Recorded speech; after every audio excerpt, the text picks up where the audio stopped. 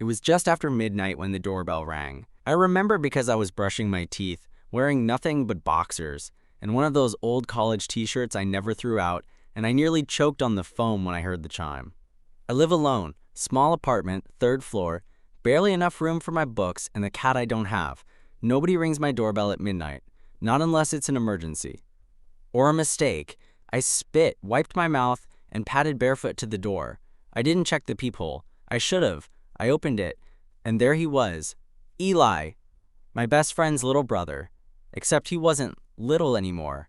The last time I saw Eli, he was 17, wearing braces, a hoodie 3 sizes too big, and getting dropped off at our place while his mom ran late-night shifts. I used to help him with math homework while his brother Drew microwaved pizza and screamed at his Xbox. But now he was 21, taller than me, hoodie still, but it actually fit this time, hugging a body that had clearly done time at a gym. His hair was longer, tousled, his jawline more defined. No braces. And his eyes, those same nervous brown eyes, locked on mine like he wasn't sure I'd remember him. Eli? I said, too stunned to sound normal. Hey, he said, voice low and careful. Sorry, this is probably weird. Yeah, kind of, I said, laughing without thinking. I mean, it's late. You okay? He nodded, then shrugged, then shook his head. I didn't know where else to go. That's when I really looked at him. His hoodie sleeves were stretched at the wrists. There was a duffel bag slung over one shoulder. His eyes were rimmed red, not from crying, but close, like he was holding it back, like he'd been holding it back for a while. Come in, I said, stepping aside. He hesitated, then walked past me, and just like that, my apartment felt smaller, warmer, tighter. I shut the door behind him. You want water? Food? I've got cereal. Maybe a granola bar. I'm good, he said, dropping the bag by the couch. Sorry again. I didn't mean to just show up. I leaned against the kitchen counter, watching him.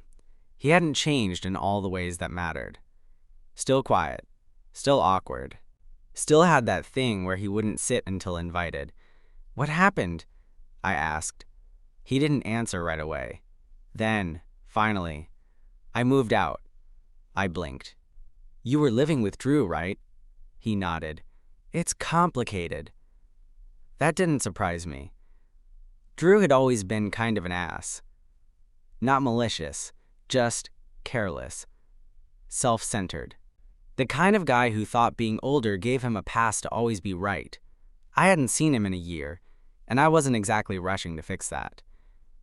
You want to talk about it? I asked. Eli sat on the edge of the couch, elbows on his knees. Not yet. Okay. I poured 2 glasses of water anyway, handed him one, sat down in the armchair across from him. He took a long sip, then stared at the glass like it might offer some kind of wisdom. You mind if I crash here? Just for a night or 2. You don't even have to ask, I said. Couch is yours. He looked up at me, and for a second, he smiled. Small, tired, but real. Thanks. We didn't say much else after that. I tossed him a blanket, made sure he knew where the bathroom was, and started toward my room. But then I paused. Eli? Yeah? You sure you're okay? He looked at me for a long beat, then nodded. I will be. I wanted to believe him. But as I lay in bed that night, listening to the creak of the couch and the soft sound of him shifting beneath a blanket, something about the air felt different. Like this wasn't just a one-night thing. Like this was the beginning of something I hadn't planned for, and definitely wasn't ready for. The next morning, I woke up to the smell of burnt toast. At first, I thought I'd dreamt the whole thing. Eli showing up at my door, asking to stay. But then I heard the unmistakable sound of a microwave beeping and someone swearing softly under their breath in the kitchen. I pulled on sweatpants and wandered out. There he was, barefoot, hoodie half zipped, hair a mess, standing in front of the toaster like it had personally offended him. The toast was blackened, the butter untouched on the counter. He hadn't seen me yet. You know that's a war crime, right? I said, nodding at the toast. He jumped. Shit! Sorry. I was trying to be quiet. You were, I said, grabbing a plate and tossing the charred bread into the trash. But the smell gave you away. He laughed quietly. Figures. We ended up eating cereal instead. Sitting across from each other at my tiny table, legs awkwardly bumping under the surface, like we were both trying not to notice. You sleep okay? I asked. He shrugged. Better than I thought. There was a pause. Then he said, Thanks again for letting me stay. I didn't know who else to call. You don't have to thank me, I said.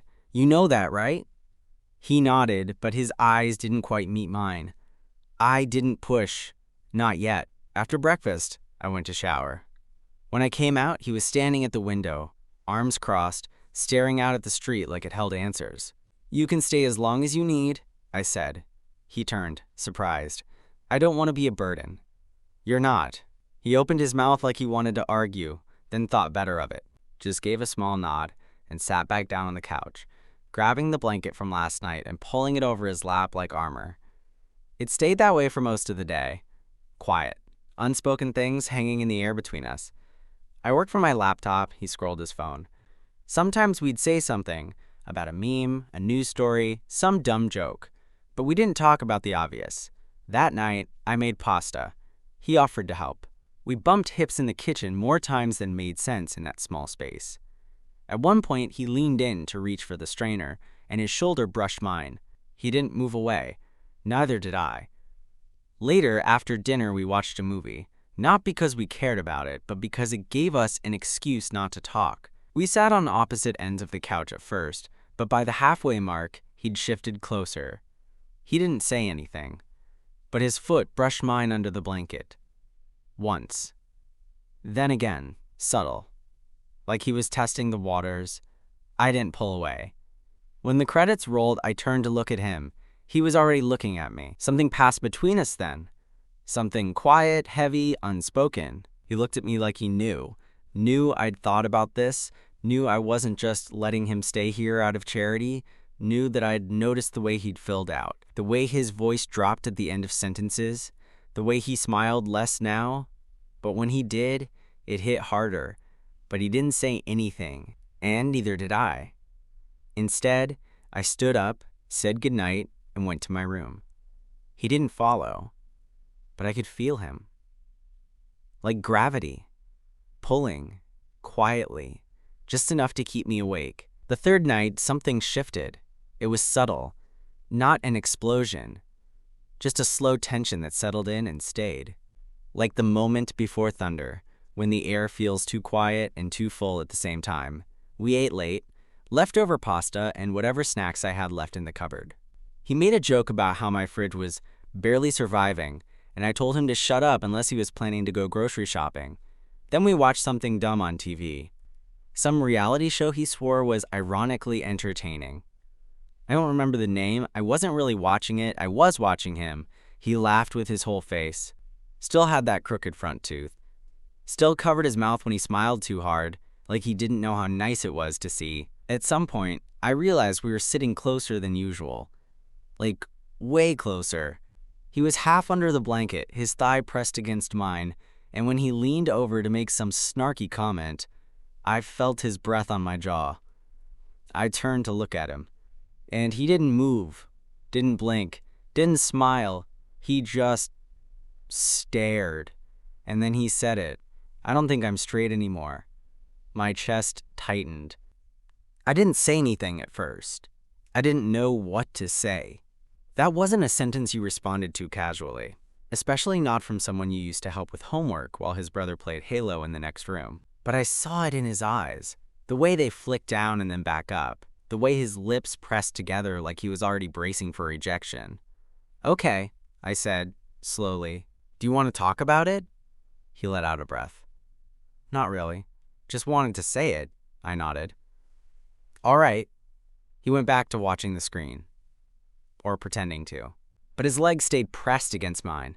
His arm brushed mine every time he shifted. and he didn't pull away. Later, when I stood up to go to bed, he looked at me and asked, "You mind if I sleep in your room tonight?" My throat went dry. I wasn't expecting that. Not from him. Not yet.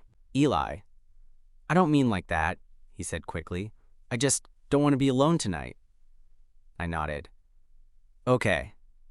We didn't say anything else. I went to brush my teeth. When I came back, he was already under the blanket on the right side of the bed, fully clothed, lying on his back like he didn't know how to relax. I slid in beside him. We didn't touch. Not at first. But after a few minutes, I felt the mattress shift. Slowly. Carefully. Then his arm brushed mine. Then his knee. Then his fingers. Hesitant. Barely there. Found mine beneath the sheet. He didn't grab my hand. He just let them rest there. Light. Careful. And I didn't move away. I couldn't. We stayed like that, side by side. The air too thick. The silence louder than it should have been. And just before sleep could take me, I heard him whisper, "Is this okay?" "Yeah," I said, barely above a breath. "It's okay." His fingers curled slightly around mine, and we didn't let go. Not even when we drifted off. I woke up before him. Sunlight leaked in through the cheap blinds, casting thin lines across the bed. For a minute, I didn't move. Just lay there, breathing slow, eyes on the ceiling, trying to make sense of how close he was. Eli was curled up beside me, still fully clothed, his face buried in the pillow, one arm draped lazily across his chest. And our hands were still touching, barely. His fingers were wrapped loosely around mine, like even in sleep he hadn't let go. I didn't want to move, didn't want to break the spell. But eventually, he stirred. His grip tightened slightly, then loosened as he blinked awake. His eyes found mine. "Hey," he said, voice gravelly with sleep. "Hey." For a second, neither of us moved. We just stared at each other. Then he pulled his hand back slowly, sat up, rubbed his eyes. "Sorry," he mumbled. "Didn't mean to sprawl." "You didn't." He glanced at me, then looked away. "I wasn't sure if you'd be cool with it." "With what?" "Sleeping in here, touching you." I sat up too. "You asked." "Yeah, I just..." He trailed off. Then, "It's new for me." I figured. He hesitated, chewing on the inside of his cheek like he was working up the courage for something. "You're the first," he said. I blinked. "What?" "You're the first guy I've ever been close with. Like that. At all." My chest tightened. I wasn't expecting him to say it out loud. Not that plainly. "I don't know what I'm doing," he added. "I just know I feel better when I'm here. With you." It hit me harder than I wanted to admit. "You don't have to figure it all out right now," I said quietly. "We're not in a rush." He looked at me then, really looked, and I could tell he was trying to read my face for signs of judgment, or hesitation, or anything that might suggest he'd messed up by saying all that. But I wasn't judging him. If anything, I was trying not to fall harder. That afternoon we went for a walk. It wasn't some big romantic thing. Just two guys walking through a nearby park, coffees in hand, quietly talking about everything and nothing. He told me he'd been staying with Drew because he had nowhere else to go, that their arguments had started getting worse, that his brother kept pushing him to man up, to get over himself, that he felt like he was losing parts of who he was every time he stayed there. And then he looked at me and said, "I think I came here because I knew you'd see me." I didn't say anything, but I reached out, and he let me rest my hand on his for just a second, right there between us. No one noticed. Or maybe no one cared, but to us, it felt like the biggest thing in the world. That night, he stayed in my room again. No questions this time, no hesitation. We climbed under the blanket like it was already a routine. We didn't talk much, but right before we turned off the light, he shifted close, pressed his forehead lightly against my shoulder and whispered, "Thank you." For what? For not making this feel like a mistake. I could have said 100 things. Instead, I just touched his back, gentle, and said, "It's not." And this time, when he took my hand under the sheets, he didn't ask if it was okay. Because he already knew. I wasn't trying to fall for him, I really wasn't. He was younger, my best friend's brother. And even though he was technically an adult, part of me still saw him as the kid I used to quiz on algebra while waiting for pizza to finish reheating. But every day he stayed, that image got a little blurrier. He helped clean without being asked. He laughed at my dumb jokes. He started cooking breakfast in the mornings.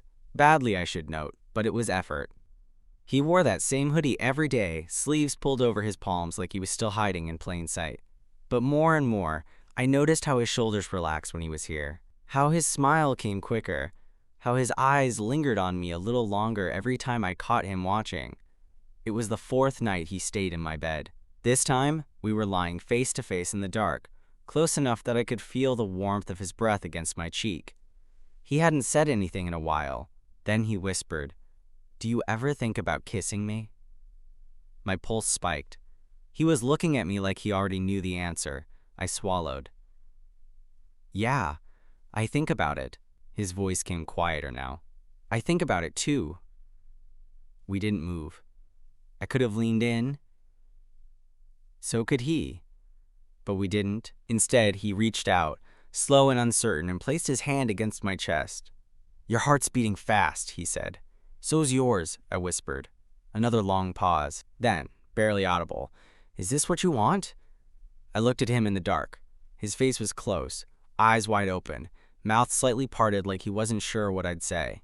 And for a second, I considered lying, saying something safe, backing off, keeping the distance we'd kept for years. But I couldn't, not when his hand was on me like that, not when everything in me was screaming to close the space. "Yes," I said. He exhaled slowly, like he'd been holding his breath for hours. Then he whispered, "Okay," but he still didn't move. And neither did I. It was like we were both afraid that if we acted too fast, it would break whatever fragile thing was building between us.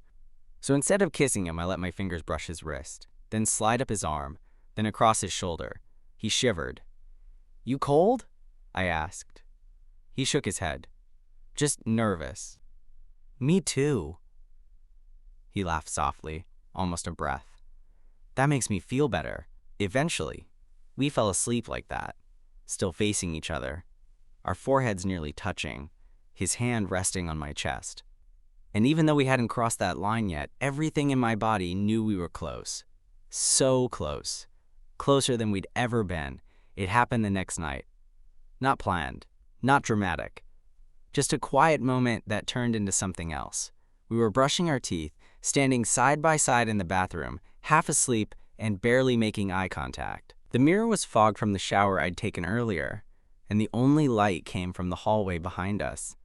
I finished first, turned to leave, and then I felt his hand on my arm, not hard, just enough to stop me.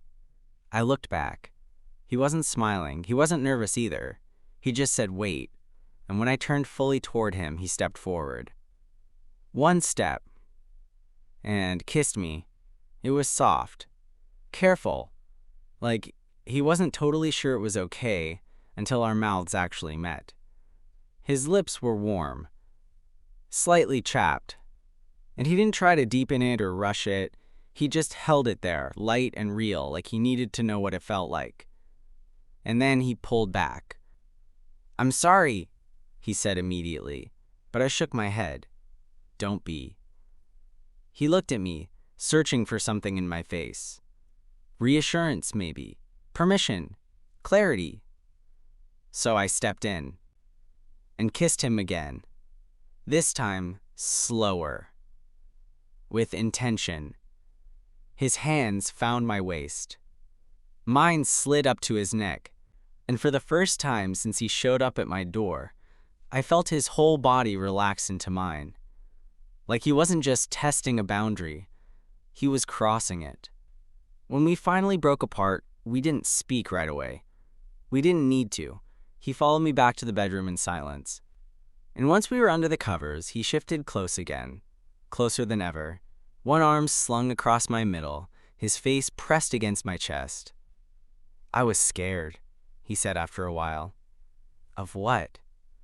"That you'd kiss me back, and I wouldn't know what to do." "You did fine," I said, brushing my fingers through his hair. He didn't answer, just let out a quiet breath and tightened his hold on me. "You don't have to be afraid with me," I said. "I know," he whispered. "That's the thing." We fell asleep like that, wrapped up in each other. No confusion, no space, no more pretending we didn't know where this was going. The days blurred after that. It didn't turn into some dramatic confession or whirlwind change. We didn't label it. We didn't sit down and have the talk, but everything shifted. He held my hand when we watched TV. He kissed me when he thought I wasn't expecting it. Soft, sweet, like he was still testing how far he could lean in before I'd pull away. I never did. One night we were on the couch, and I was half asleep with my head against his shoulder. He looked down at me and whispered, "I never thought I'd get to have this." I didn't know what this meant, but I knew he was talking about more than just being touched, more than being kissed. He meant being safe, seen, chosen. "You do now," I told him. He smiled, but it faded quickly. "What about Drew?" he asked. That caught me off guard. "What about him?" "He's gonna lose it," Eli said, "when he finds out." I sat up a little, looked at him. "You worried about that?" He shrugged.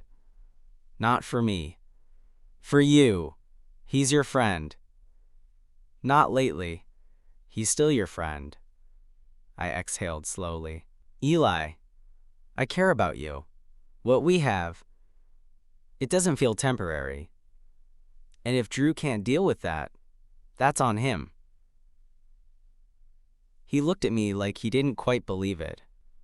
So I leaned in and said, "You're the one I want." His throat worked as he swallowed. "You really mean that?" "I wouldn't say it if I didn't." He didn't kiss me then. He just leaned his head into my chest, wrapped his arms around my middle, and held on like he didn't know how to let go. And I held him back, because I didn't want him to let go either. That night, we slept without space between us, tangled up. Legs hooked. Bodies curved together like we'd been doing it for years. And when morning came, we didn't pretend it hadn't happened. He rolled over, kissed my shoulder, and said, "I think I want to stay." I turned to face him. "You already are." The confrontation came sooner than we expected. It was a Saturday afternoon. Eli and I had just gotten back from the grocery store, bags in hand, laughing about how he still couldn't pick ripe avocados to save his life, when someone knocked hard on the apartment door. I opened it. Drew. He didn't say anything at first, just stood there, chest heaving slightly, eyes cutting from me to Eli and back. Then, "You serious?" Eli froze. I stepped in instinctively, putting myself between them without thinking. "Drew, calm down." "No," he snapped. "Don't tell me to calm down. My little brother's crashing at your place for a week, and you don't think to tell me?" "He's an adult," I said. "He doesn't need your permission." "He's my brother," Drew hissed, "and you're supposed to be my friend." "Yeah?" I said, jaw tightening. "Then maybe you should have treated him like someone worth staying with." Eli stepped forward. "Stop." We both turned to him. He looked at Drew, calm but firm, stronger than I'd ever seen him. "I came here because I felt like I was disappearing over there," he said. "You talk at me, not to me. You make jokes that aren't jokes. You act like the person I am doesn't deserve respect." Drew blinked. "What are you talking about?" "I like guys," Eli said, "and I like him." He pointed to me. Silence. You could have heard a pin drop. Drew looked between us like he was still processing. You're serious?" "Yes," Eli said. "And if that makes you hate me, I'm not going to apologize." I stepped beside him. Didn't touch him. Didn't need to. "I didn't plan for this," I said, "but I'm not backing off it either." Drew looked at us for a long time, and then, without saying another word, he turned and walked away. Eli didn't move. His hands were shaking. "You okay?" I asked, after a beat. He let out a long breath. "I think so." "You sure?" He looked at me. Really looked. "Yeah, I'm tired of hiding." Later, as we unpacked groceries in the quiet, he said, "I thought I'd feel worse, but you don't." He smiled. "No, I feel like I finally told the truth." That night, we didn't talk much. We didn't need to. We lay in bed, skin against skin, his head on my chest, my hand tracing lazy circles on his back. And I knew it wasn't just a moment anymore. It was real. It was something worth keeping. And when he whispered, "I don't know where this is going, but I want it to keep going," I kissed his forehead and said, "Me too," and I meant it.